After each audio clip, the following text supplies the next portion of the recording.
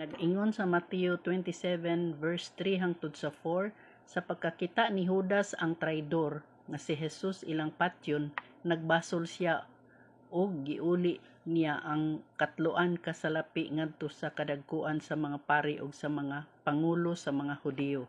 Miingon siya kanila, nakasala ako sa akong pagtugyan sa dugo sa tawo nga walay sala.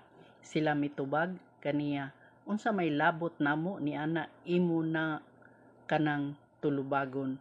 So inana igsuon kun unsa may atong nahimo nga sala, ato jud ang tulubagon.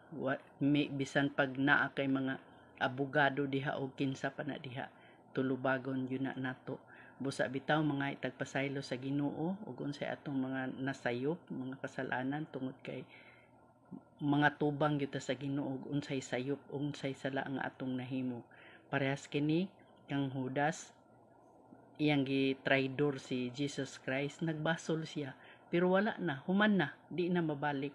So ingon ana igsuon kinahanglan ato jud ang desisyonan ug unsa may atong idesisyon huna-hunaon ug sa kadaghan kaayo minilyon ka huna-huna ay nimo idesisyonan. So maura to.